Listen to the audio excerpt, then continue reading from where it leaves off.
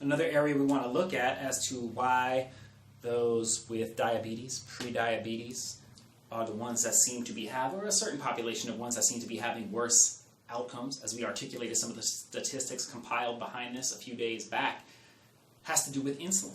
Insulin is something to look at. Insulin is involved in so many processes in the body, and it's not all bad. We just want to have it in appropriate levels at appropriate times. Its dysregulation is often seen years, sometimes, before the actual blood sugar manifestations that are seen on like an HbA1c, or even less accurate to a certain degree, your fasting blood sugar, your fasting blood glucose.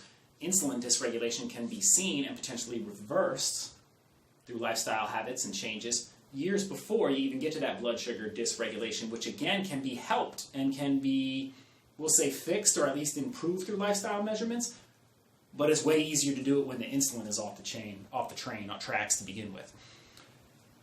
Insulin has a relationship with something in the body called glutathione. Now, you may remember glutathione. We've spoken about it in the past when it comes to things like detox and mobilizing some toxins in the body, especially when it comes to things like mercury and getting those out of your system. But in this capacity, we're talking more of how it benefits us in the immune system and why it is so vital. It is seen in high concentrations in various areas throughout the body, but especially in the lungs, which is relevant for the day and today's concerns of that pulmonary area and how SARS-CoV-2 seems to be manifesting as far as worse outcomes and most severe outcomes when it takes hold in those lungs and starts to alter the respiration process.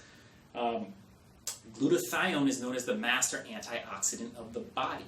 It is seen to be antiviral, as it helps to block the viral replication, but also as that master antioxidant. One of the reasons that this virus seems to cause such horrible outcomes with some people and sustaining that damage is the inflammatory process. We think of inflammation, let's think about oxidation. That's another manifestation of the damage in the body and altering the metabolism on the mitochondrial level. Increased oxidation, oxidative stress throughout the body. Now we're having more damage done to the tissues, hopefully reversible, but we don't know.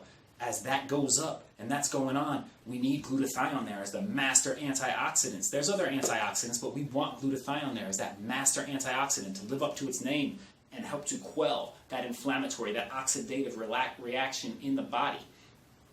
Insulin is needed. Like I said, not all bad. Insulin is needed to help perpetuate healthy glutathione levels. When we start to have metabolic dysfunction and the insulin signaling and the insulin levels start to fall out of whack, we start to lose our glutathione levels. It starts to go down. We start to drop our supply, our defense against viral replication, but also that antioxidant effects which we need to help mitigate some of the damage when we are fighting something off with our immune system. Again, whether this is SARS-CoV-2, the flu, or anything else, we're going to come in contact with things. So we want our supply of glutathione to be robust. We don't want it to be falling off its wagon and undercutting our efforts because our insulin is out of whack. So again, how do we dial that in? Well, insulin, better regulation, you want to do that, start on the dietary level. Start on the dietary level. If you're noticing that you're on that perpetual train of feed, feel great,